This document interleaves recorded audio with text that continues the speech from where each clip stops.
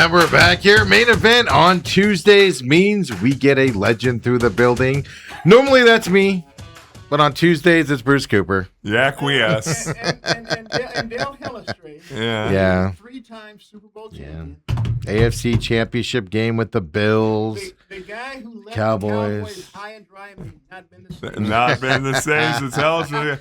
Hey, That's always my joke, really quick. That's always my joke is like, if something happened to this building right now, the story would be Bruce Cooper, Dale Hillestrade, and some other guy.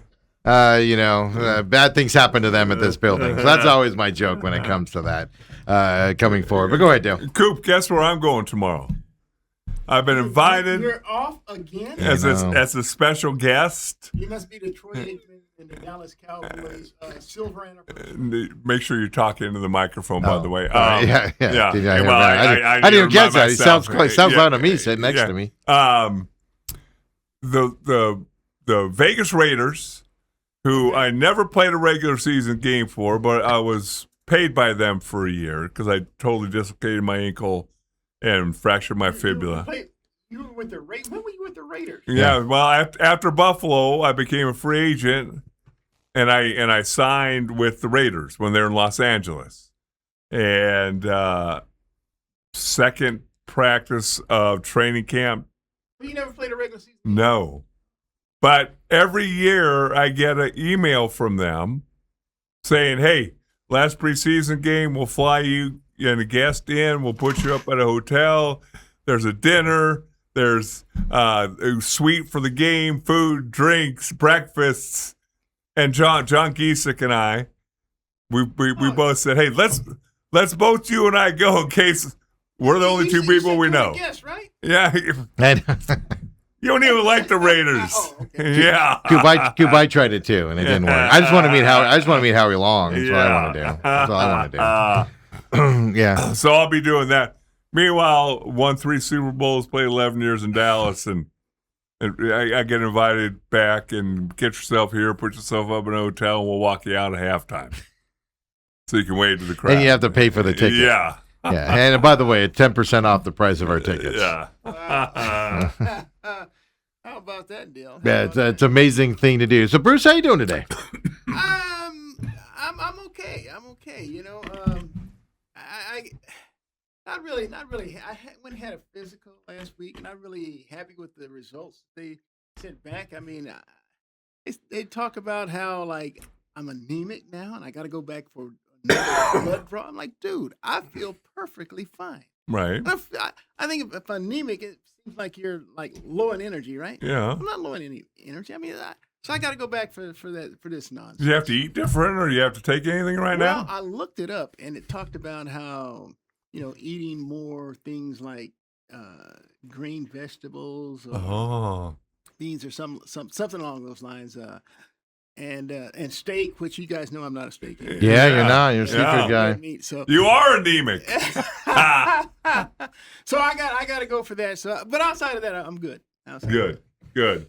Sorry about that, guys. I'm dealing with the thing. So, Robert, I know I've heard that there as well. Adam Schefter on. Adam Schefter is complaining about your microphone too right now. So, we'll get that fixed here in just a minute. But really quick, Robert says, wait. Your dad's making your doctor appointments? No, this is the one for the company, Robert. I'm going to tell you more about this coming up, but that's why it was made by my dad with our investment company. That's what that's about there. So, no, my dad normally doesn't make my appointments. Just got to go on record on that. Well, you just went and did a physical. Yeah. I'll tell you off. I'll tell everybody later on, but I'll tell you after the air. But I'm getting a weird test done here coming up.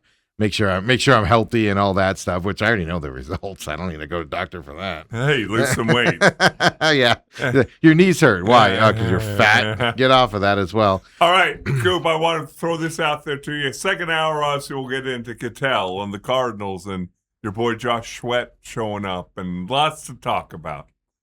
But before we get there, I coached at Scottsdale Christian Academy for a long, long time.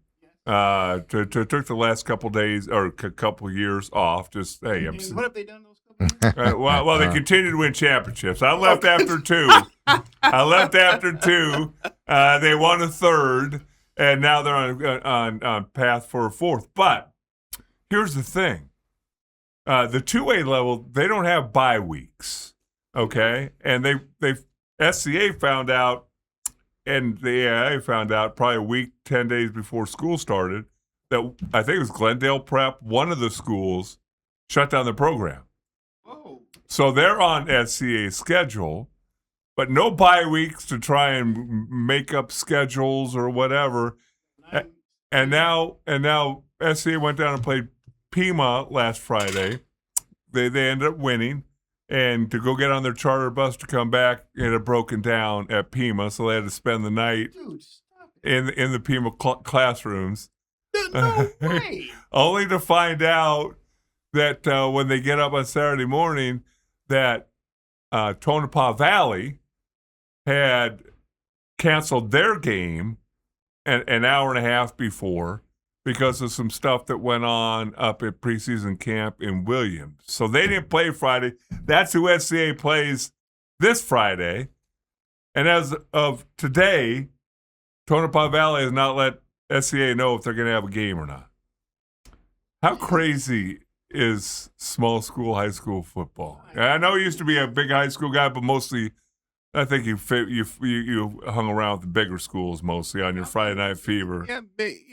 But we have had the smaller schools. Right. Matter of fact, even an 8-man football team we had in, so that's 1A. Okay. Yeah, but you're right. For the most part, it's always used the big schools, 4A, 5A, 6A. Right. But what a start to a season for the defending state champ. Yeah, Dale. I'm really surprised. So the bus broke down. Yeah. And Charter they- bus.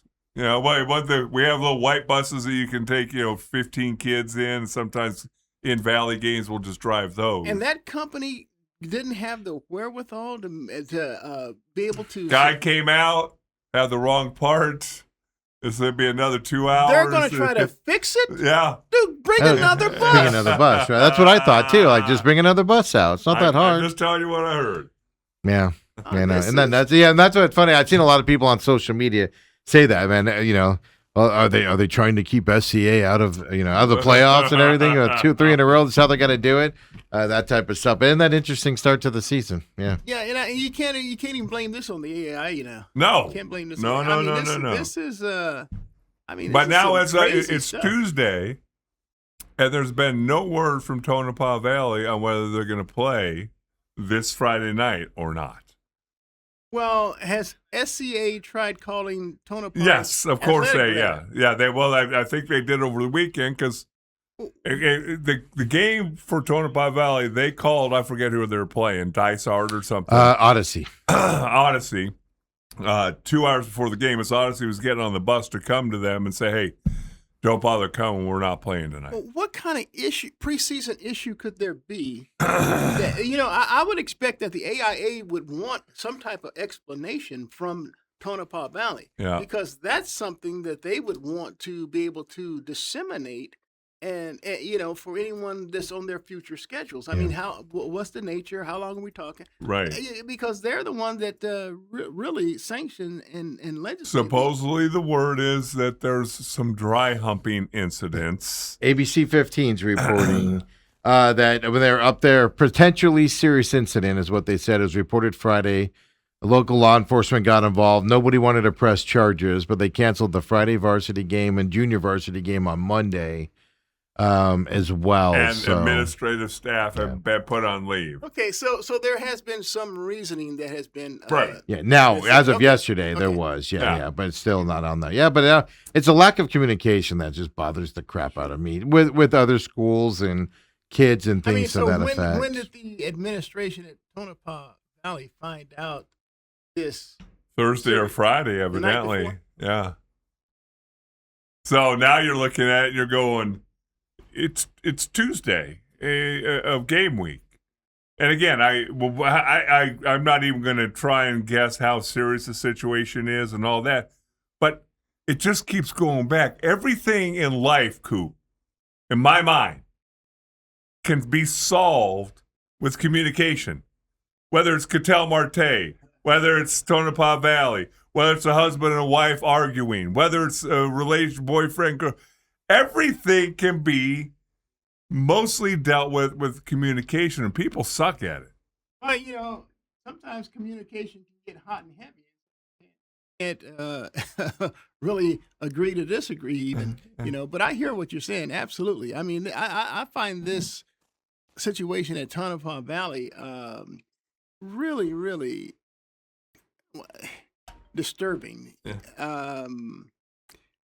I guess if they found out either the night before or the day of, the administration really didn't have a whole lot of leeway in terms of how to deal with it.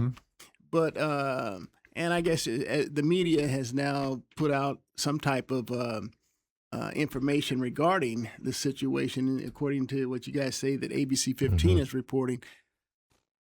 But I mean, you do have adults that run that school, Right. and those adults do know how to answer a phone call. Because if I'm an adult from SCA and I'm calling the adult line, be it the principal, the athletic director, or the district athletic director to get some type of information, and no one's picking up the phone, there's a problem. Right. Yeah, let's take our break here. Yeah. Let's see if we can get Bruce's microphone a little bit better for you out there. We'll blame Dalehausen for this. We'll be right back, folks. Second hour main event coming up next.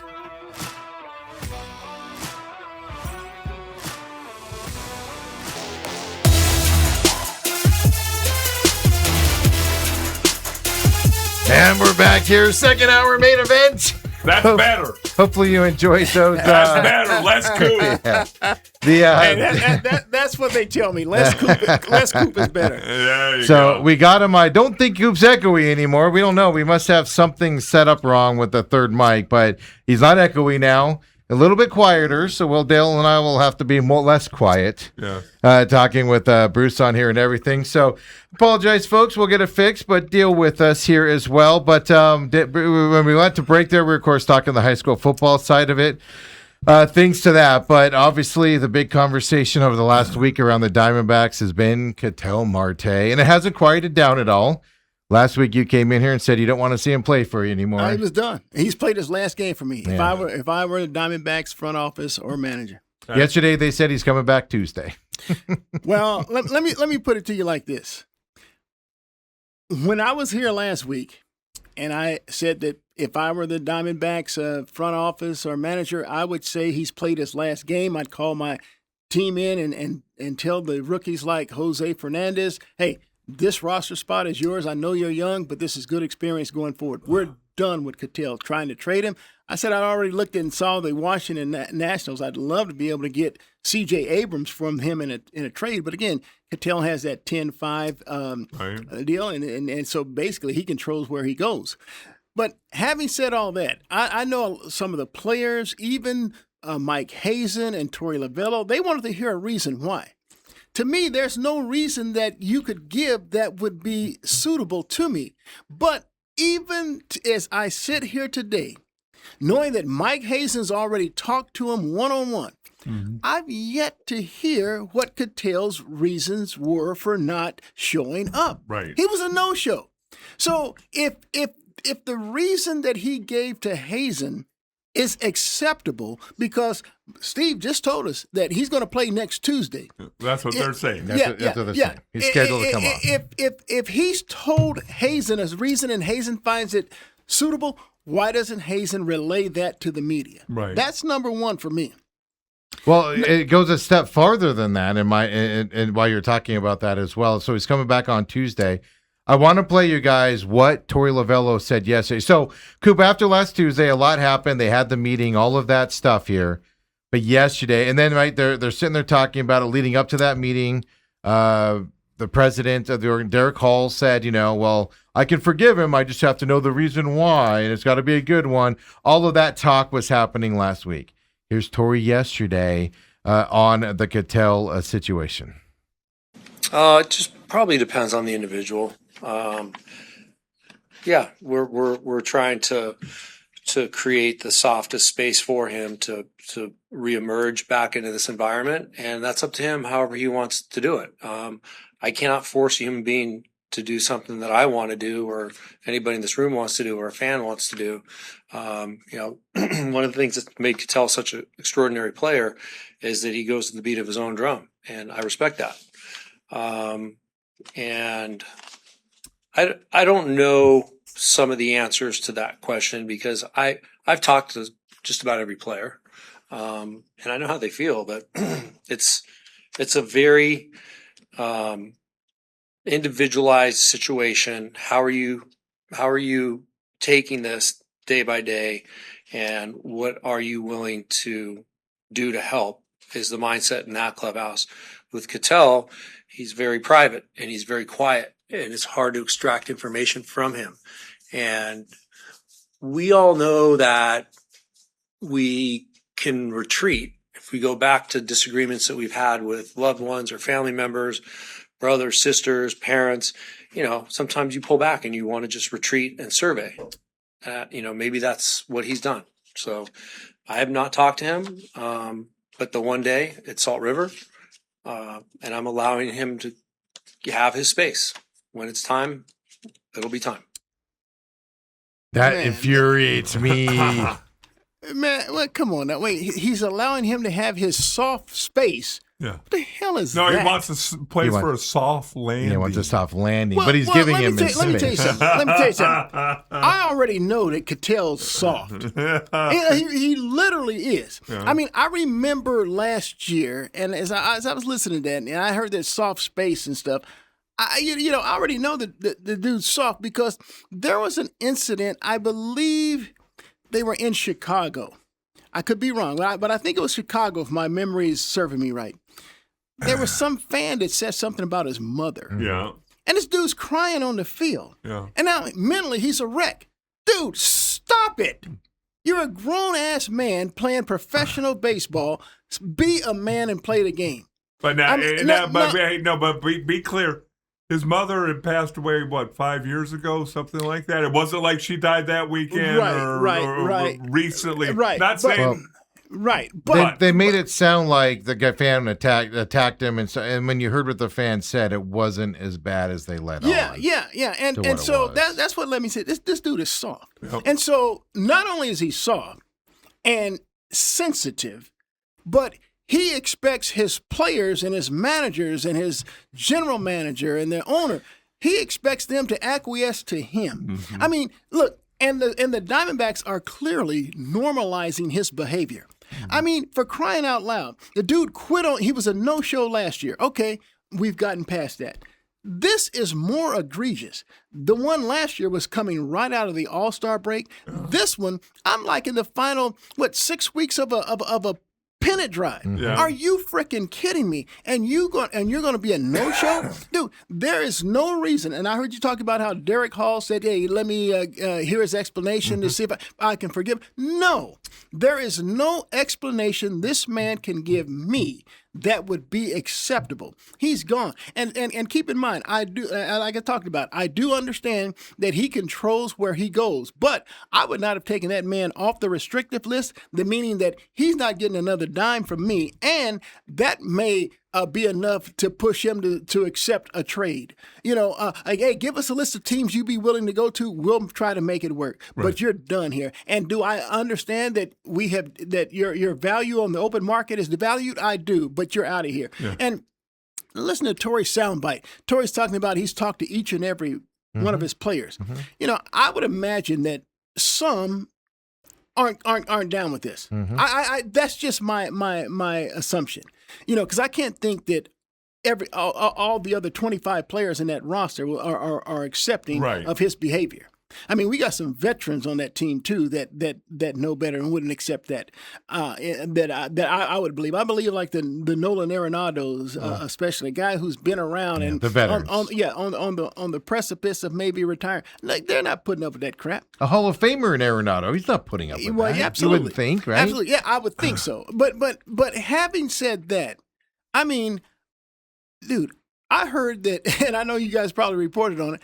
Ketel Marte was at a freaking casino during a game. Yes. And I've heard Torey come out and say, well, look, I mean, he went through his rehab, and so I mean, he's free to do what he wants to do. I mean, dude, again, if I'm a teammate, I'm like, this dude's giving me the middle finger again. Yes, he I mean, is. if Torrey says he could go and do whatever he wants, well, I can think of some other things that he could have done that night, like being at Chase Field, supporting your teammates. And again, but I wonder- I just don't understand why they allowed this man to I get. wonder if the Diamondbacks have told him to stay away from the team because he hasn't addressed the team yet.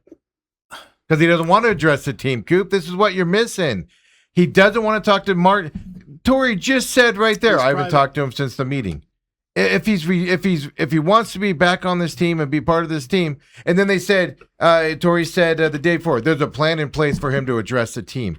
Why does there need to be a plan in place? Marte knows when the team gets there. Marte knows when certain players are there. You just show up and you go in and go, hey, Perdomo, hey, Moreno, hey, Corbin, hey, whoever. No, Can I no. have a minute of your time to talk to you and apologize to you and stuff like that? What do you have to have a plan in place to have him meet with them? They're babying the guy left and right. Absolutely. Look, he knows when they show up to the clubhouse for a game because there's always a pregame and stuff like that. Yes. Show your ass up. That's my point. The whole team is there. I'm not talking to anyone individually. I'm apologizing to the entire team. You know, but I never thought about that point you just made. I'm wondering if they told him him you stay away from the team until you're going to apologize when you come man, back, and then you know if he's off the IL on Monday, I just wondering if that's part of it. You But know, but- because why otherwise why wouldn't he be there to show but even if he didn't want to? Even if the team told him that, I would show up the next day. I would have too. I would have showed up, made him kick me out, and be Coop, like, "I'm here to apologize." And then you dive a little deeper. Well, to me, I said either for that Friday night thing because I got text like at 6:52 from a couple of my buddies who happened to be at the casino. And said, look who's here. The game's at 6:40, whatever. And I said either Cattell really does have a gambling problem, or he's given the biggest middle finger to not only the front office, but his teammates. Yeah. And because, again, I'm not even saying be at the stadium if they told him to stay away, but you're not out in public gambling while your team is playing a team that you just left high and dry. Right. And he wants to go somewhere else. Supposedly, he liked a tweet that said he wants to be traded or doesn't want to play for the Diamondbacks No, anymore. he didn't. Yeah. Now, Coop, Really? you and I are kind of cut from the same cloth. You might be a little more new wave than I am, but I never knew anything that this is the way that the younger guys send messages. Like when Kyler Murray scrubbed his social media of the Cardinals, I'm like, okay, what? Yeah. That's too. I was like, same too. Yeah, and at that time, some of your guys, oh, there's trouble. I'm like, by scrubbing your social media? And that was true. Yeah. And so Yeah. they send a message through social media. There's no other team in this league that would allow him to get away with the things that the Diamondbacks have allowed him to get away with. Whether he doesn't want to play against a pitcher, whether he doesn't want to face Shohei Ohtani. I used the Devers situation last year with the Red Sox. Remember? They told him, you're never going to play in the field again. You're just going to be our DH. They had injuries. They said, all right, we need you to play first base. And he said, no. Yeah. Shipped off to the Giants. Right. No questions asked. See you later. You're on the Giants. We don't care at this point. Right. Only the Diamondbacks put up with this stuff. Then last year, Hazen had a chance to move Marte in the offseason, and we know that. Robert says the Red Sox offered one of the top young left-handed starters, top 5 overall prospect in the minors, and Hazen kept on to him. This executive team has created Marte. They're continue to baby Marte, and that's where I get offended as a fan. Is why are we babying this guy? You know, him saying I can't force a guy. I The heard guy's you got say that, 16 million reasons to listen to you. Yeah, you look. You can discipline him if he doesn't do what you say. You're the manager, he's the player. Right. And there is a distinction between the two. You know, that every clubhouse, every locker room, every organization of professional sports, even collegiate sports, high school, they understand that. The coach is the voice of authority. The player has to follow suit. Otherwise, there are disciplinary actions or the problem is that follow. the problem is I firmly believe in this organization. Torey Lovello has no say in anything. It's coming from above, and I'm even convinced now it's coming from the owner and Derek Hall by Derek Hall's comments and then the quietness of the owner. It's telling me it's coming from those guys, that Marte gets what he wants and you guys just have to deal with why it. is Marte so special? Yeah, I mean, that's the question. why does he get put on a pedestal and the other 25 don't? See, that's the question. That's the type of stuff that will fracture a locker room or a clubhouse. I mean, come on, man. You know, I'd be asking for a trade. You know, I'd want to go someplace else where, you know, we have a more united team. You're saying You know, you're talking the other Yeah, players. yeah, I'm the other Oh, players. yeah. No, I mean, agree. Yeah. My contract's coming up. I'm out of here because I'm going to go play for Shoot, a team. I mean, if I'm Corbin Carroll, I'll ask for a trade. Yeah, it's just these guys are grinding it out. They're all injured. They're all not feeling well. You know, they're showing up every time. And it is amazing, though, because, you know, on the social media side of it, a couple people reach out to me going, well, the Diamondbacks asked him to play, and he could risk his career playing on that knee. And I was like, but there's ways Wait a second. there's ways to combat that. You go to the NFL, you go to the NBA or the Major League Baseball PA Association. You show up and you get treatment. You don't just not show up. Absolutely. But that's the side of it here is he's got enough people behind him where he can't do no wrong, and that's amazing to me that's out there in that attitude. And he's not. He's 30-something years old. 32 years old. He'd be 33 And in you're October. treating him like you're afraid of him for some reason. Like in the 19-year-old phenom that just came up and doesn't understand Yeah. how to be part of a team. But that's what infuriates you. They treat the rookies and the young kids on the Diamondbacks like Brandon Pfaadt. Go back this year what he said about Brandon Pfaadt when he struggled earlier this year in that one inning. He just flat downright told everybody what Brandon Pfaadt's problem is. He needs to go down. Waldschmidt. You can go through the rank of young guys that Torey Lovullo comes out and says their deficiencies are and why they got to go down. And Marte, have you ever heard him say one bad thing about Marte other than, I was blindsided. I was devastated by a guy I think's my son doing this to me. Have you ever heard Torey Lovullo or anybody say anything bad about Marte? They don't, because Marte's soft. He can't handle it.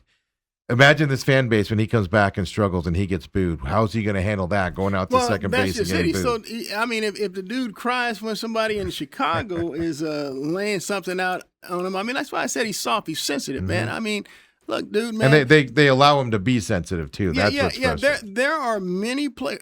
I remember this situation with the Phoenix Suns, and it doesn't really correlate, but when you talk about the fans booing, there is a guy named Markieff Morris for the Phoenix Suns. Yeah. And see, I was on his side on this, and the rest of the media was in the opposite direction. Markieff Morris said, "Look, I shouldn't have to raise my arms and get the crowd egging on to cheer for us. I mean, they're cheering more for the other teams. We hear more of the other teams cheering. Well, I shouldn't have to do this to get our fans up to cheer for us." Right. Do you know that local media, even people in my own office, I mean, they attack Markieff Morris for those comments. I said, dude, this dude didn't say anything sinister or bad. Right. I mean, look, you know, he has to. What he doesn't understand is they're not going to cheer for you because the Suns were in that big old long losing drought. Right. You know, and so they're not going to cheer for you unless you win. I said, I've heard Charles Barkley say more insulting things to fans, and they still cheer him. I've heard who's the big first baseman for the Philadelphia? He's really the right fielder. Harper. The Harper, Yeah. Bryce Harper. I've heard him lash out at Phillies fans a lot more harshly than this, and yet you know that Lon Babby, he was the executive on the Sun. He had Markieff Morris and Marcus Morris greet the Suns fans and sign autographs before the game as a way of a mea culpa. Say I apologize. I'm like, apologize for what? Right. I mean, and so people were getting on me for Backing him. backing. I'm like, dude, stop it. Now, I would applaud the fans here if they booed Ketel Marte. There will be a faction that does it. I would applaud. There will be a bunch though that Marte can do no wrong, and I don't get it. I don't get why. Get that either. I don't get why he has that backing when I want Marte here and play baseball as much as anybody. He's one of the best second basemen in baseball. It's the other stuff that drives me nuts. And then just the capitulation of it drives me even more nuts. Like Torey literally was sitting there, you know, I could only imagine being, you know, Torrey's kids out there. Like, what kind of things could they have gotten away with if he's just such a capitulator like that and stuff? You know, like when your kids misbehave, right? You talk to them, you guide them, and if you have to, you punish them if they get too bad, right? No PS5, no video games, no car for the weekend. You're grounded, whatever. And where's the punishment for Marte? When he missed 3 game checks, maybe, or 3 days of checks, maybe, on the restricted list. And everything, but where's the punishment being? And you're just going to bring him back, and then you make those statements publicly, telling everybody, we're not doing anything. He's just going to come back. He'll apologize to his team when he wants to. Yeah. Hey, What? Look. I can name you just some big stars from the Diamondbacks over their years: Luis Gonzalez, Matt Williams, Randy Johnson. Matt Williams Kurt probably would have fought Schilling, Marte by now. Mark Gray. Look, they all showed up. I can tell you guys, like, I've never seen a situation, I'm telling you, in my 34 years, where a guy just didn't show up like this. Mm-hmm. I mean, there have been some people who I can think of situations that were really serious. I can remember a situation with the Chicago Bears where a guy was in some mental issue, and he was like maybe contemplating suicide and stuff. So when you have an issue like that, Right. then you understand. But you just don't not show up. But then they said it was a crying personal. out It was a loud. personal issue. Then he was injured. Then it was a personal issue. Then it was, oh no, his knee's bothering him. Oh no, he had a personal issue too. But it's like, what?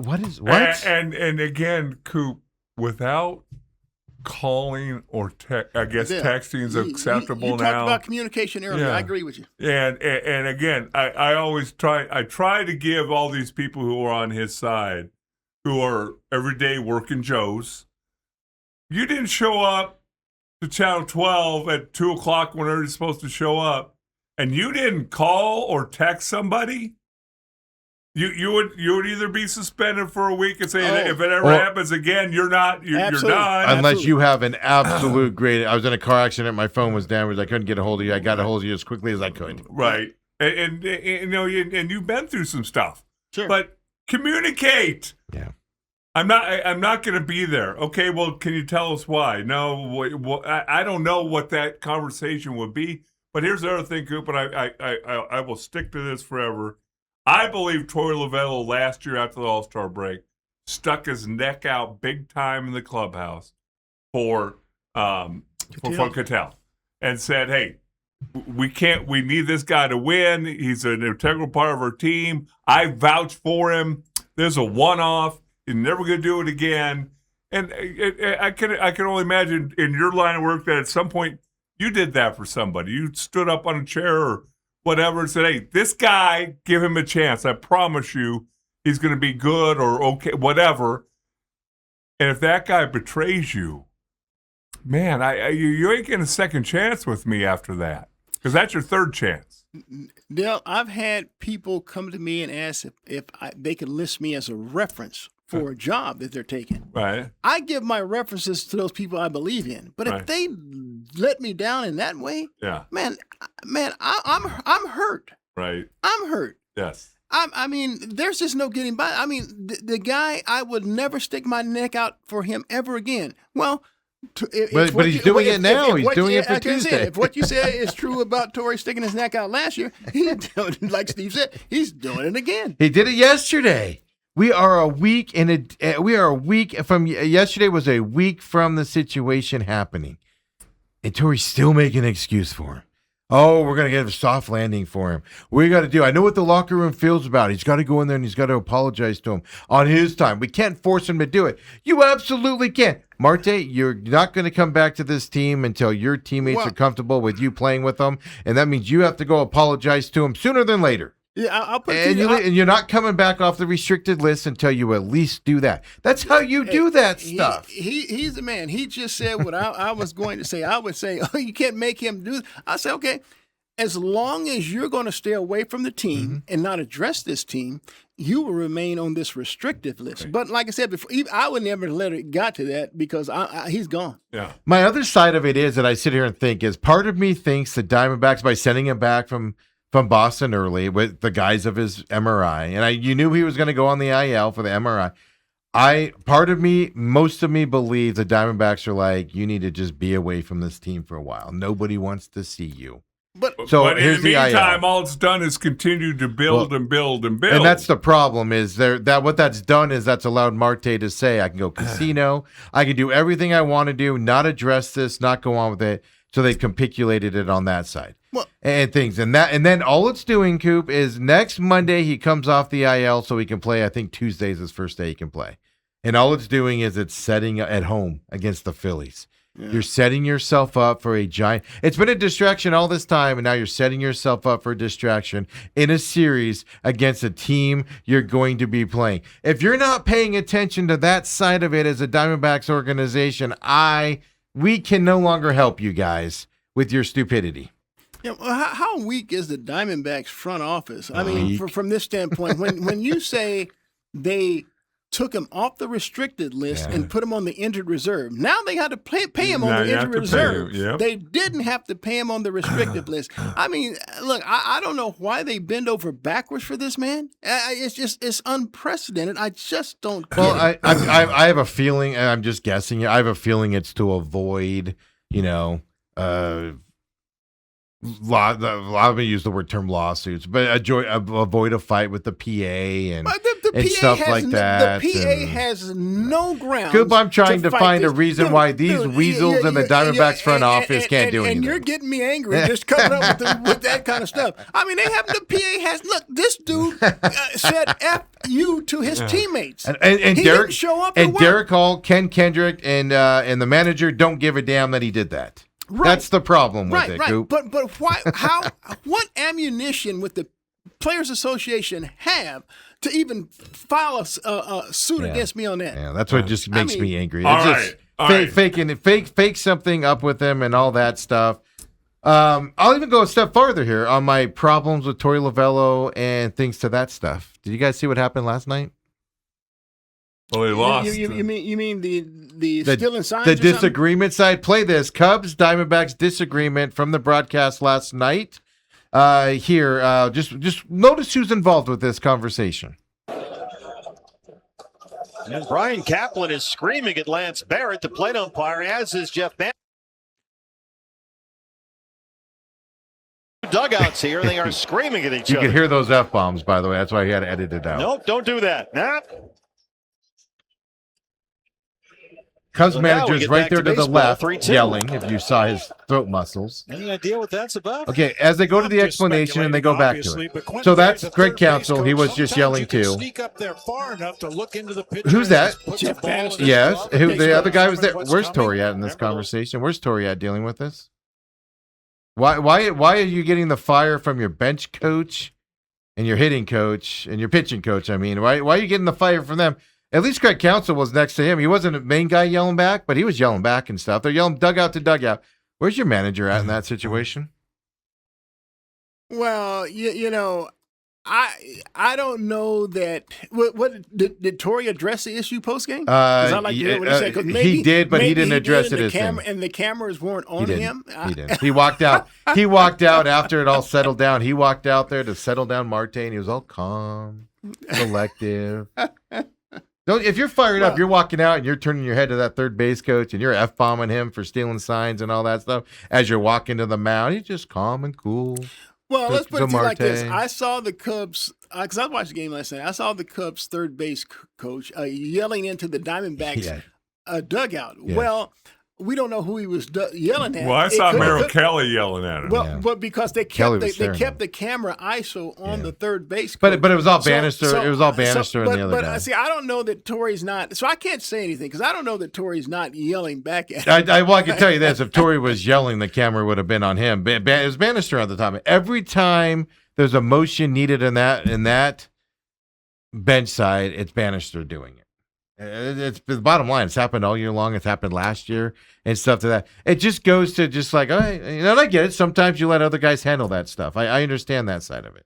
But it just goes to with everything else going on. You just sit there and you just go, okay, where's it at? I make an executive decision.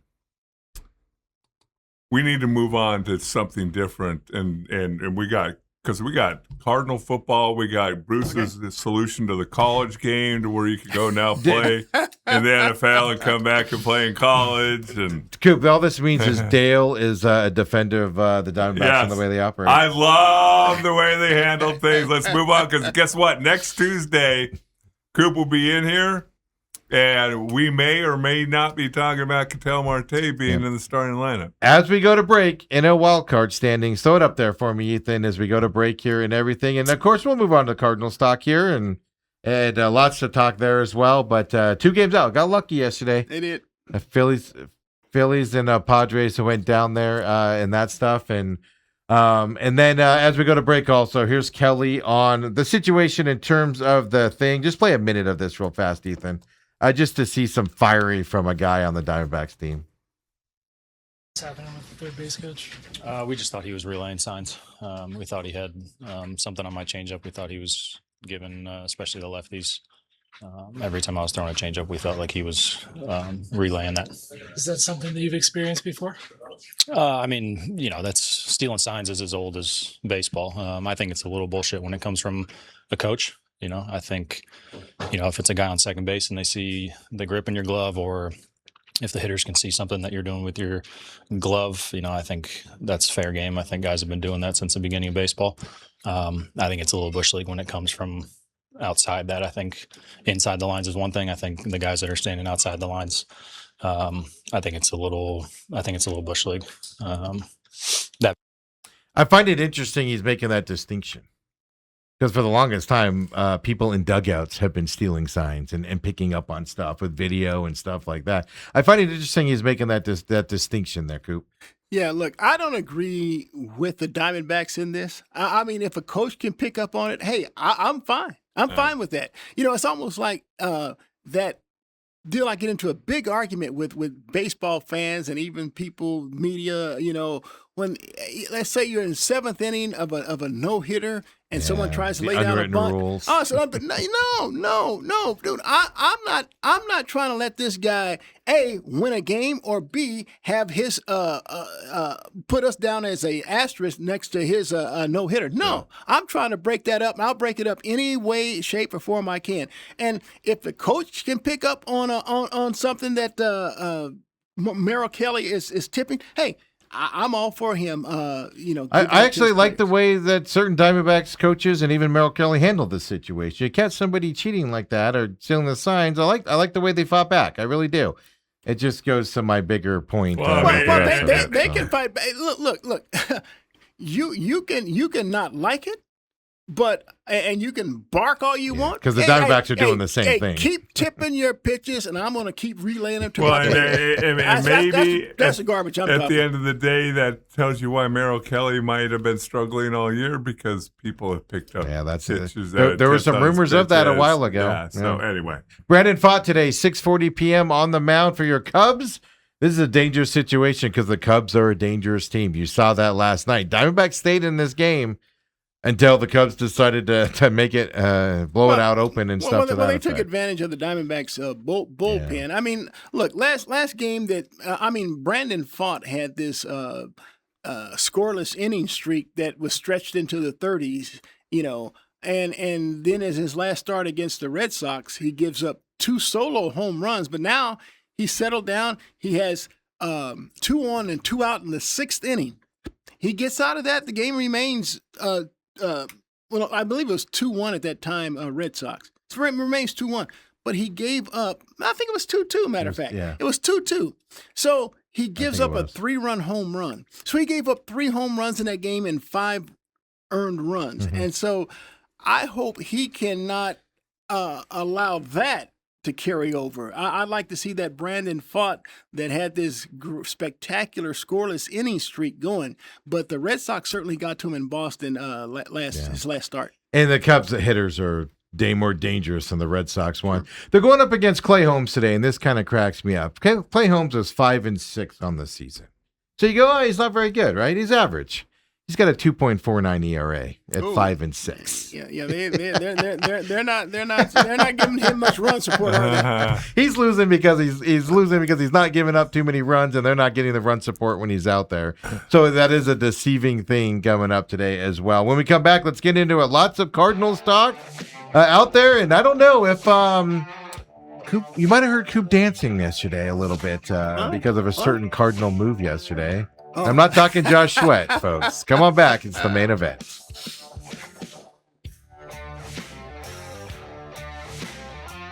And we're back here with the legend, Bruce Cooper. Wait a second. Where the heck did Dale Pelestri go? He got so mad at Ketel Marte's take and how much he defends Torey Lovello He needed and the to- he Diamondbacks needed to cool organization. off, He got mad and he left. He has to go. He's walking outside back and forth, So, steaming down. Should we consider him a no-show or just a protest? Yeah.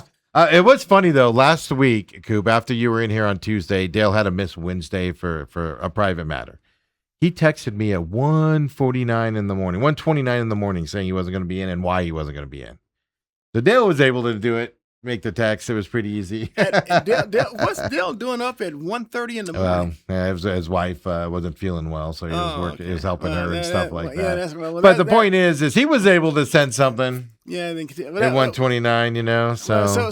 So the rumors about Dale being a good husband might actually have some merit to it. I'll say, well, so something's come through in 38 years, Coop. I'm not saying it's all been perfect. Robert says, I love her riled up Coop. I know. Sometimes I get a little nervous. I'm like, is Coop going to hit me? Is Coop going to attack me right now? Well, Coop, before we get into the Cardinals, which there's plenty to talk about there, any just initial thoughts, overreaching thoughts on these guys who are now getting cut from NFL teams? What? Going back to high school. I have an update for everybody. You're going Breaking back to news. Uh-oh. No, I'm going to go back to high school. Uh-oh. Tonopah Valley has canceled the game against SCA on Friday. Oh, boy. Yeah, Okay. I got that text here while we were talking Diamondback. Oh, so boy. want to get that out, everybody. So it is officially canceled as of now. And Dale now is really he's highly perturbed because now his Scottsdale Christian Eagles, they are only going to play an 8-game regular season Unless they can find one. And he doesn't know if they'll have enough PowerPoints to qualify. Well, eight's the minimum. Eight's the minimum. Anything less than 8 games, you don't qualify. So they're at that cusp now. The AIA and supposedly the Friday night game was not a forfeit. as of now. So wasn't it a does. So you get no PowerPoints for the team that was ready to play. Yeah. If the team, as of right now, I don't know if that's going to be revisited or how that's going to be handled. It's going to be another one of those situations though where SCA is going to go in as like a 12 seed, well, like they did that one year. And it's probably too late to try and find someone. Well, because there's no bye week. So Mike Sheehan, to his credit, because Glendale Prep canceled their season as well on their schedule. He's reached out and he said, we'll play 3A and we'll even go up to 4A to get a game in if we have to. So they'll take a team that may have a bye and 3A because or 4A. 2A has no bye, so everybody's scheduled. So if you have Tonopah Valley on your schedule, well, obviously you have them a different week, so you can't just match up with that team because they'll have them in a different week because they went to this no bye system. Last year was the first year of it, I believe, maybe the year before. So that's the problem with finding another team. There's no buys anymore, and so everybody's booked up, and bye weeks are different. And things like. Now that was for Glendale Prep that he did that. If you could find somebody to fill in this short of a time frame, even if there's somebody available, that's even harder than Glendale Prep that they've known about for a month. Yeah, the team that, let's say they reached out to a 3A or 4A team that has a bye week. Well, their bye is important to them to get rest up. They don't want to give up that bye week and go. That's another set. Well, Yeah, if you're 4A though, that's going to be a glorified practice, because isn't now it? you're playing an 11-game schedule. Yeah. That's the other side That's of tough. it. Yeah. That's tough. I don't know. Yeah, it's tough for them there as well. So, I got that text from, and then Richard Operts reported it as well. Yeah, that Saddle football Mountain cancels. Unified School District came out and said safety and well-being of our student athletes remain the highest priorities. Last Friday afternoon, and then over the weekend, I consulted, and we understand that canceling a football game affects our students, families, coaches. However, the safety, because of this matter involves an active investigation. Nevertheless, we will remain committed. Well, that's the last game Tonopah cannot play Yes. unless they don't want to be considered for the playoffs. Then. Right. Yes. Right. But I can understand the Tonopah perspective. That's what I was saying earlier. I understand the Tonopah perspective. So at least now they've let Their opponents, know going forward. Like, I understand Tonopah, shut down. You have to. If it's that big of allegations, you have rules, you have regulations, you got to do that. But you're hurting not just those kids by delaying this decision. You're Right. hurting other kids out there, and that's what I don't like about and it. here's the deal. I don't know. Let's say I'm a senior on Tonopah. Yeah. How mad would you be? And they have taken away my final season. Let's say Tonopah decides to scrap its season. Yeah. Because I don't know what they did with Glendale Prep's kids. If they will allow immediate eligibility transferring, because I don't think they're going to give them their senior year back. It doesn't get more hardship than that. No. Yeah. You know, Your program got canceled on you. and it's not your, and you weren't involved in it. It's Yeah. not your fault. But then again, it's kind of what you brought up here with the NFL kids getting cut from the NFL, and one kid going to an NFL team and his agent saying, "Hey, can you cut him now? You're going to cut him in a week. Why don't you cut him now? Because he's got to deal with LSU to go play." That happened last week, folks. But it's the same situation. How are you going to go to Tonopah Valley and take their kids in when you have a full roster already and they've been working hard all offseason to get ready for the season? You have the guys you can trust. It's going to be hard to integrate those kids if you could transfer them into it on top of it. So It would be.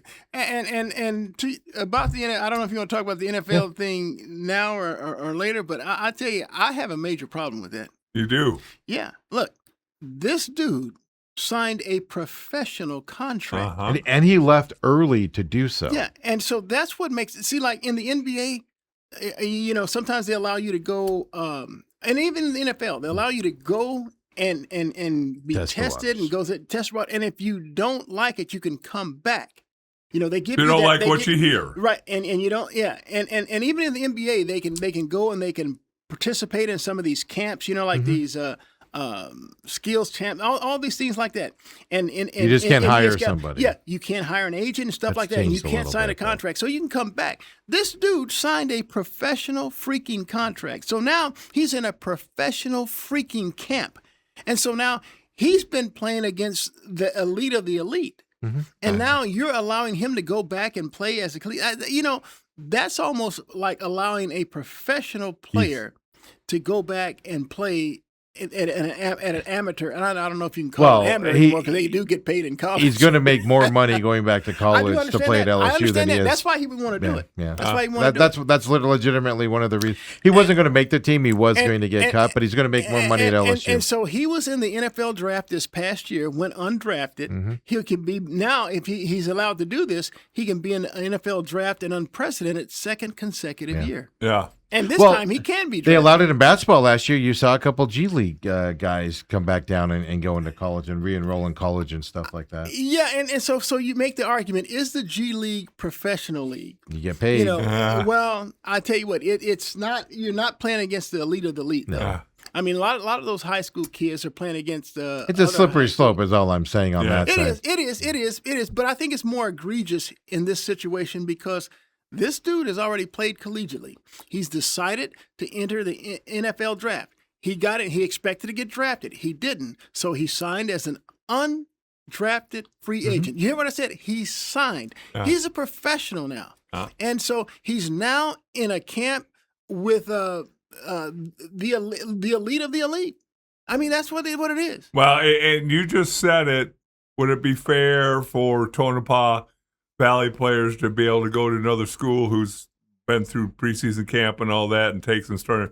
Well, now this guy's going to come back and he's going to take somebody's job. Well, Ghost Rozier, He is. was able to come back. He graduated, and Who did? Ghost for ASU. Rouser goes. Rouser, not Roser, yeah, Well, Rouser.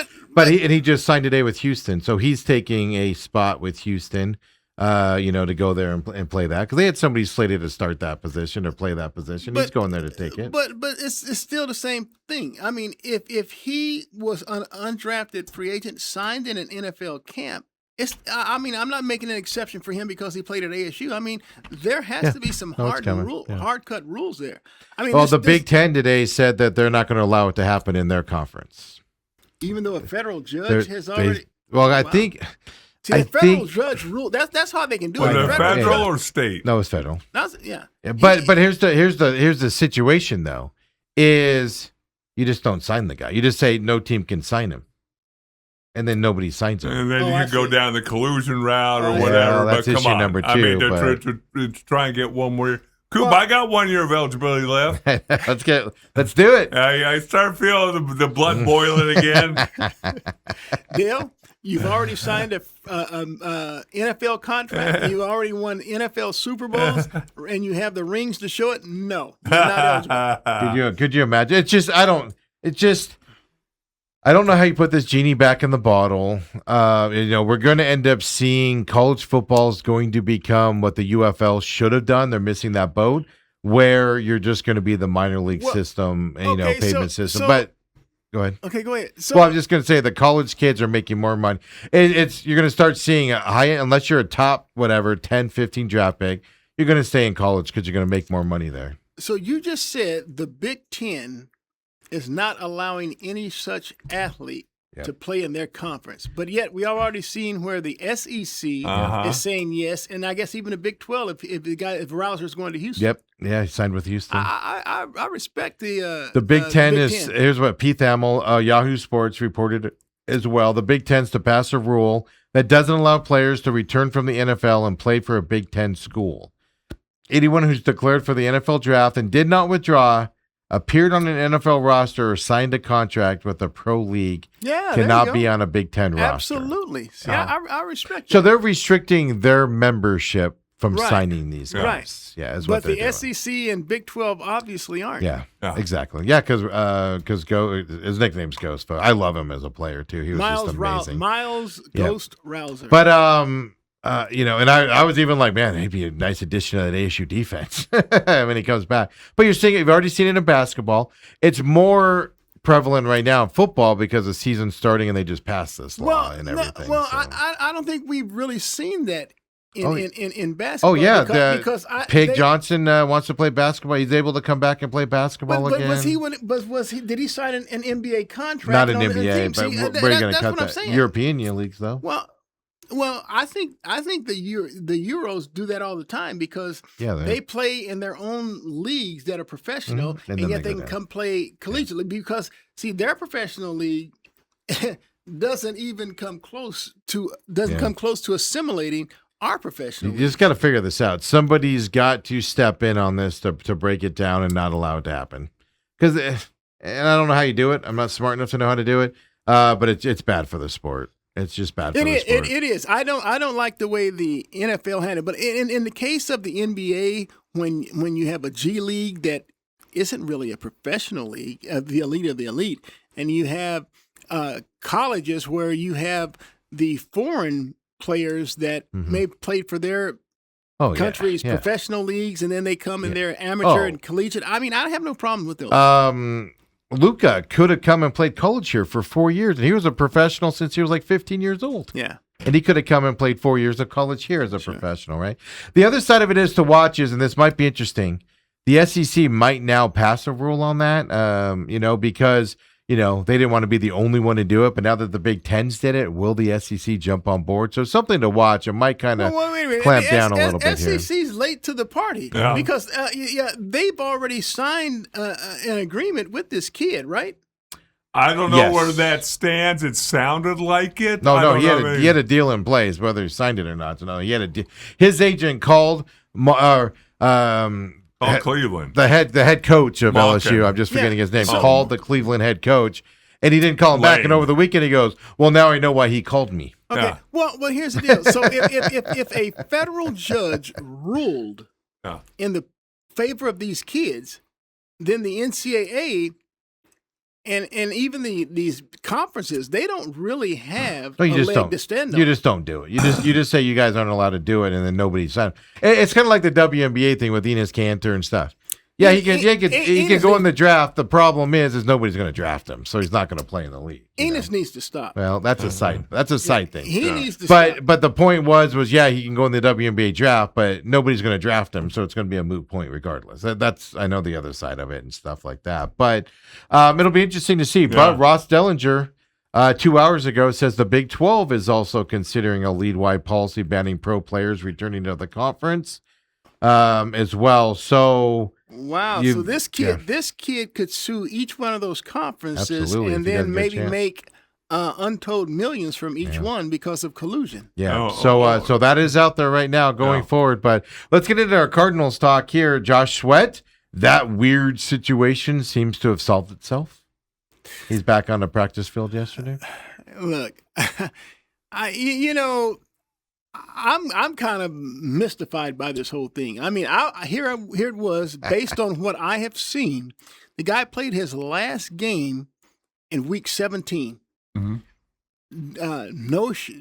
Didn't participate in any mini camps, any of the training camps up to this. I mean, anything to do with the team. He was not there. So all you heard were rumors. And you began to believe those rumors that he wanted out. Mm-hmm. He wanted to follow traded. Jonathan Gannon, maybe. Yeah, and so what choice were you left but to believe that? I mean, they played 3 preseason games, have 1 remaining with joint practices in Green Bay against back, and now the dude shows up, and you're like, man, I don't know what I'm left to think. Right. Well, I said yesterday they're very candid with injuries, right? They come out and they say, here's the problem, here's what's going on, unlike the Gannon regime. Except for one player they weren't candid about, and it was Josh Sweat. Every time he was asked, he had some funny, coy response that I enjoyed, but they never talked about Josh Sweat. Other than restaurant recommended a great restaurant at Arcadia yesterday. His spirits are high. He's working out, and nobody could prove it or anything to that looks effect. good. And so that's what was weird about it. They're willing to talk about every other player except for one. Why are you allowing him to work out independent of your team? Mm-hmm. Yeah. Why are you allowing him to be alienated from his teammates? And then coaches? yesterday, he's back and he's on the practice field, Yeah. no questions asked. And he had a big sleeve on. Did you see that? He had a big left leg sling. And they were very careful to say it's not injury related, which I found interesting as well. Like they went out of the way to kept saying it wasn't injury related. His absence wasn't injury related? Yeah. Well, I told you last year, towards the back half of the year, I noticed a slight hitch in his giddy up. I still played. I played a video, I think, on here where he obvious limp trying to run down a running back that was 5 yards downfield. And he might have tweaked his ankle or something like that. But again, it's just so mystifying. Why does it always have to be our local teams? I know. Yeah, Trauma. I mean, look. There he is, Coop. Right there he is. Yesterday, doing his warm up exercises. I got the video playing for Coop here. He looks healthy. Well, I mean, here's the bad thing. Watching the Cardinals, everybody's been focusing on this offense and how it's moved and things to that effect. But Saturday night, I'm sitting there against the Cowboys. I was forced to go to it by my family and all that stuff. It was a horrible experience, preseason football. But you're sitting there watching it, and the Cardinals have 0 pass rush. Now, a lot of guys were out, starters were out, etc. And is Josh Sweat going to bring enough pass rush to this team when he comes back? Let me tell you something. Yeah, so you understand that Josh had a career high 12 sacks last year, but let me tell you something. There was some damn near 40-year-old dude named Calais Campbell who had 6.5 sacks, but gave you a lot of push inside.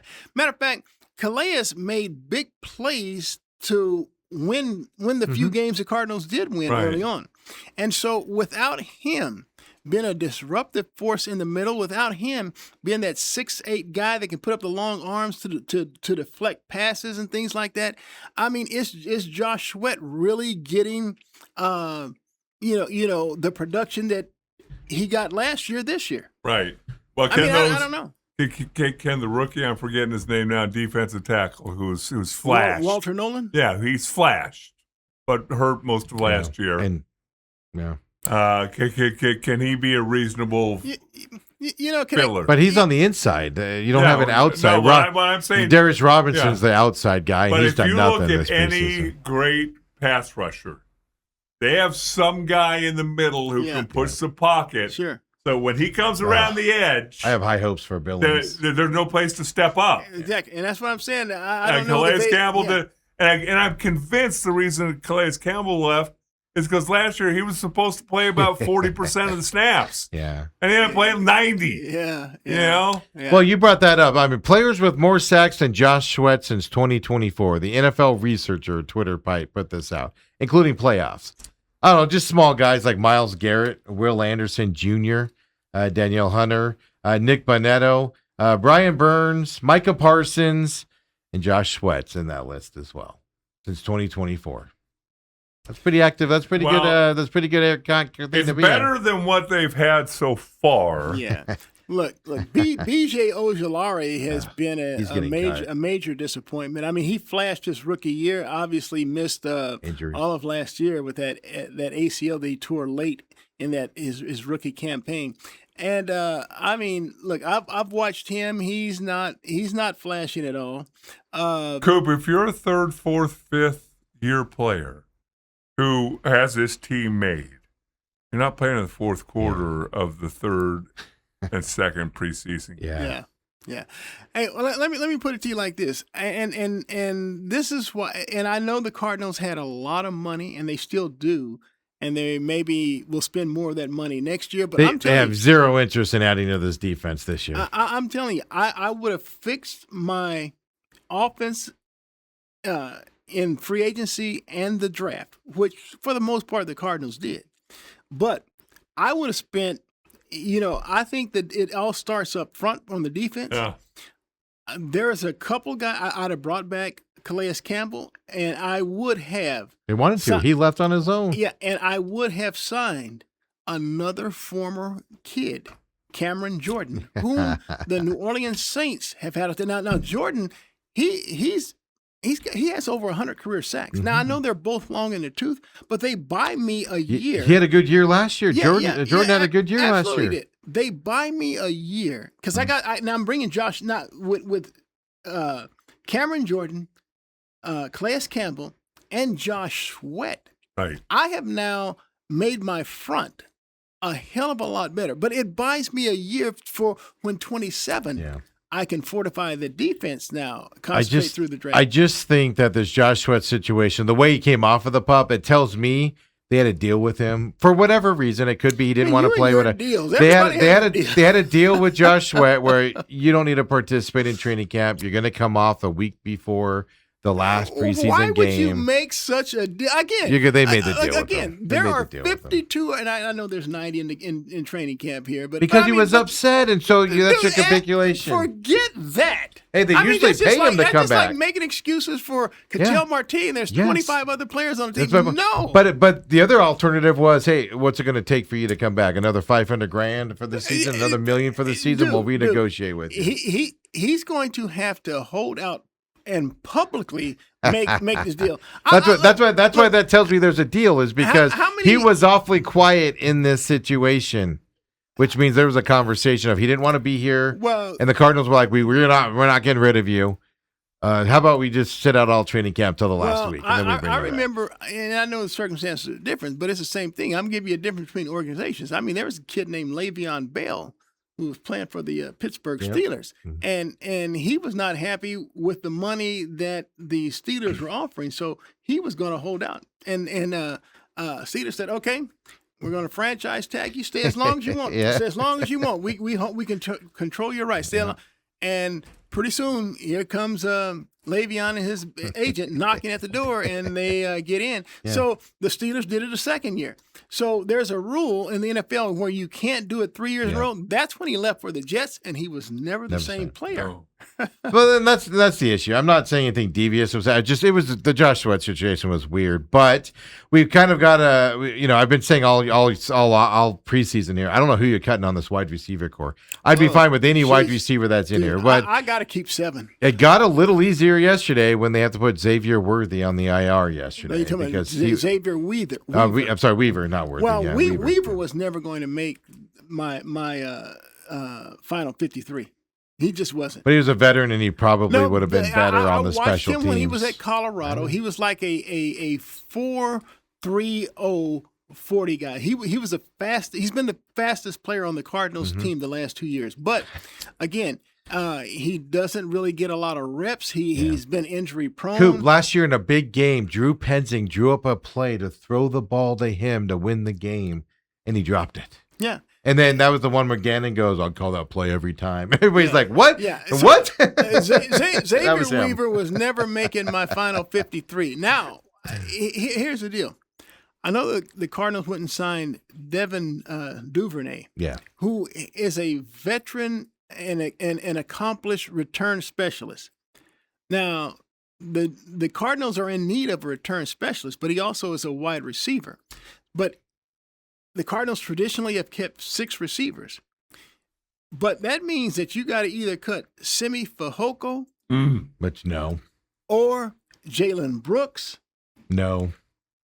or the rookie Reggie Virgil. Yeah. One of those one of those 3 is you can only keep 2. Yeah. One of those 3 have to go because you're counting Duvernay as one of your receivers. And that's where I've been struggling with. I said I might keep 7. But if you keep 7, that means you got to cut someone somewhere else. And I might be willing to do that. Well, 5, 6, 7, at least 6 and 7 have to be daredevil special teams players. Well, look, Fehoko has been a special teams player. Yeah. And I'm telling you, Jalen Brooks he's just popped on the screen. Yes. He looks I was special. like, dude. I'll tell you this. He got buried in Dallas. The other day, he looked really good. The first time I seen him in person, he looked good. Yeah, he's getting open. And then Reggie Virgil is one of those guys. I watched him at Texas Tech. I mean, he is definitely a talented guy. Now, keep in mind, I didn't draft Reggie Virgil because I like a kid named Ted Hurst a lot better, who the Tampa Bay Buccaneers took in the 3rd round. But that's neither here nor there. Reggie Virgil is a player that I'm not willing to give up on right now. So, I mean, but that's a tough situation. The Cardinals might have. I mean, if you had to keep 2 of those 3, Reggie Virgil, Jalen Brooks, or Simi Fehoko, which let's put it like this: which one goes? That's the Well, They have choices. it'd be easier to say, okay, Fahuku, I don't even have him in that conversation. I think it's 2 for 1 spot. And Fahuku's not in that. No, well, there's 2 spots because keep. But I'm saying No, he's taking 1. He's saying he's getting 1. No, he's not even in a conversation of are we going to expose him to waivers or practice squad Okay. No, but the other 2. Okay. Again, to me, it's going to come down to is one of them on all 4 special teams? Kickoff, return, punt, return. If one of them is and one of them isn't, that's a deciding factor for me. Because you got to do more. Well, when you're 6 and 7, you got to do more than just catch the occasional ball. Now, let me ask you: can you invent an injury and put them on injured reserve, and knowing that in 4 weeks? You have to. I think you have to make some type of. No, you can designate. You can designate 2 to return. So let's say I put. Well, you can designate as many as you want, but only 2 can return. Yeah, only 2 can return. Yeah, so you can have 6 players that you designate. So let's say, and the problem is, the Cardinals don't have any other return specialists. So let's say the Devin Duvernay got hurt anyway. Who is their backup return specialist? Love. No, Jeremiah Love ain't doing that. I'm not. You can kiss that. You can kiss that idea goodbye. Pal. The other thing, well, let me ask you this: Trey Benson waived yesterday. I thought it was coming this year. He wasn't going to make this team. Injured. I'd already long got rid of him. Yeah, so he's on that. So that's one that tells you their running back room got a little bit easier, and question marks gone there. The running back room's easy. They're keeping 4. I'm just saying the question and marks. we already know which 4 those are. Exactly. To me, it's not even a question. You have Jeremiah Love, you have Tyler Algier, James Conner, and Bam Knight. Move on. Those are 4. Coop, I go back to my career and the thing that when you're talking about how precious teams look at roster spots, especially game day roster spots. The reason I stuck around my last 5 years is I knew I could get them through a game at guard or tackle if somebody went down. Now, if someone's down for a month, I ain't your guy. But I'll get you through the second half of a game if somebody gets hurt. But they could dress me as the 7th offensive lineman and the snapper, which allowed them to now bring another defensive back on the active roster or another wide receiver on the active roster, because all NFL teams dress 8. And you don't think that's that big a deal, but to NFL teams, that's like liquid gold to them. So that's why I continue to hammer special teams. If I can dress you as my 5th wide receiver and you're this. Well, let's put it to you like this. Let's say I know Bam Knight has returned kicks. I don't know what he's like as a punt returner, but let's say that I made him my primary specialist, and I can get rid of Devin Duvernay, who I believe is like 30, 31 years old anyway, but he's just been an accomplished return specialist throughout his career. Right. And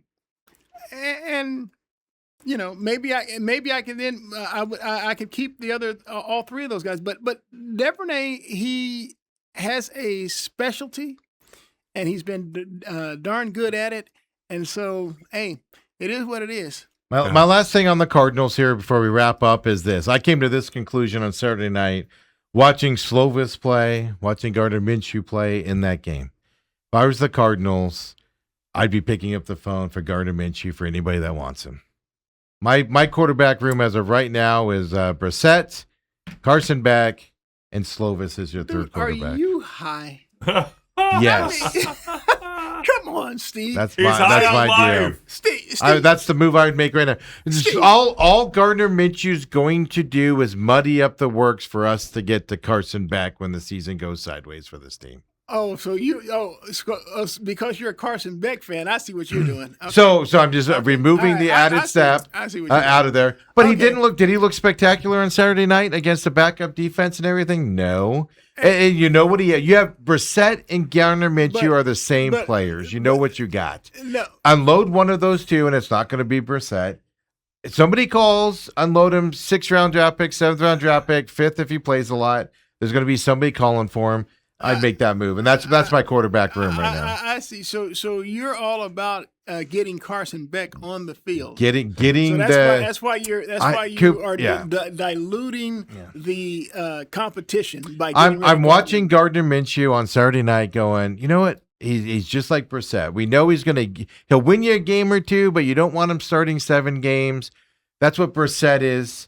Why is one of those? They're basically the same player. Unload the $7 million contract to somebody that needs him. Get an extra capital in the draft room and get us the way to Carson Beck easier. That's the conclusion I came to.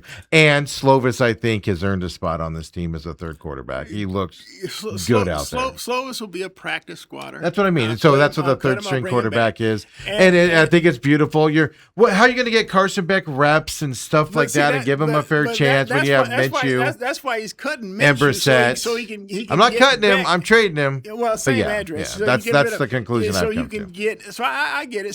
So you're not high. I get it. And so that's my last time. I got some weird understand. reactions when I published that on Saturday, but it's just Gardner Minshew's Brissett, and we already have one of those guys. The Cardinals. I mean, look, he led them to 2 touchdown drives. Yeah. He even threw a touchdown pass. I love Gardner Minshew, by the way. But the Cardinals just kept shooting themselves in the foot, so they had penalties that took them out. I like Gardner Minshew. I would even argue Gardner Minshew or Brissett, but you're not getting rid of Brissett after the contract deal and stuff like that. And everything like that. So that's just the conclusion I came. That's the move I'd make. Now, see, I'm the total opposite. I'm going Brissett with Minshew as a backup, and Carson Beck may or may not play. The only way he plays is if the season goes sideways. That's my point. So you're 1-6 or 0-6 to start the season. What are you gonna do? Go to Minshew? That's not an improvement. No, over Brissett. I like them both, but that's not an improvement over Brissett. So you might as well turn it over to the young kid and see what Beck has and get us all excited. I tell you what, Minshew gives me more mobility than Brissett. Yeah. But that's all I'm saying. Look, that's what I would do. I get Hey, well, they where can you're still going. I get do where you're that. going. I get where They you're can going. still do that with Minshew on the roster. If they're at 1-6, Yeah. and they go, you know what, we're benching They could. Brissett, we're bringing in Minshew. To me, that then we talk about that's kind of a stupid because you already It's the played same well for move. them. That's my Yeah. point. It's the same move. Here's the deal. They're not being bankrupt by keeping all No, three. So no. you Right. so you can still keep all Yeah. three, But- and if the season goes sideways, you can just still say, Gardner, we want to see what. But we that's the have, other what we side have of it. and back and just play him. But that's the other side of it. Slovis has shown me enough that he probably can be groomed a little bit more. So I'm comfortable him being the 3. If you get to your 3 regardless, you're in a terrible situation Yeah. anyway. But it gives him an opportunity to be practice squad, get more reps, improve his game. I'm comfortable in him in that spot more than I am Carson Beck in All that right, spot. is all NFL I'm trading saying. deadline is November 10th. Yeah. So, But some team's going to be calling because they're going to need a quarterback coming up here, and they're going to be calling, going, "Hey, give us our experienced guy. Let's do it." all right, The all right, playoff team. all right. Coop, when we come back next week, Cattell Marte in the Diamondbacks lineup on Tuesday when I see you next week. Well, boy, I tell you what. The only way that he's going to quiet the noise is the same way that only Deshaun Watson can quiet the noise in Cleveland. Stop talking. They have to produce. Yeah. If Marte gets on this one of his streaks where he's carrying the team, Yep. all is forgiven. That's- If Deshaun Watson looks like that dude that was in Houston with the Texans, Yeah. all is forgiven. That's Otherwise, why. it's not. That's why I said if I was the Diamondbacks, I would hold Marte out for the Philly series, bring him back on the road against the Astros because that at least That gives him makes a sense. chance to get a couple good games under his belt before he comes back home. Then you got the Royals before you come back home against the Rangers and Marlins. It gives an opportunity because it'll be easier for the fan base to warm up to him if he has a couple great games on the Yeah, road. yeah. But you're bringing him back against the Phillies in a playoff chase. Holy Well, the distraction. Phillies don't actually have a rotation of Cy Young Award winners, but I hear what you're saying. I do hear what you're saying. It makes a lot of sense. Yeah. I mean, he's going to come back to some mixed reaction. He's not going to get that mixed reaction No. in Give Houston. him a chance to have a couple good games and the fan base prepare themselves for him coming back against the Rangers. That's how I would do it. But they're Makes a lot of sense. insisting on bringing him back against the Phillies. He's making sense, Coop. He is. I mean, Yeah, he better get off the air I know. before he We're says done. something We're stupid. done. Like George Seinfeld. I'm out.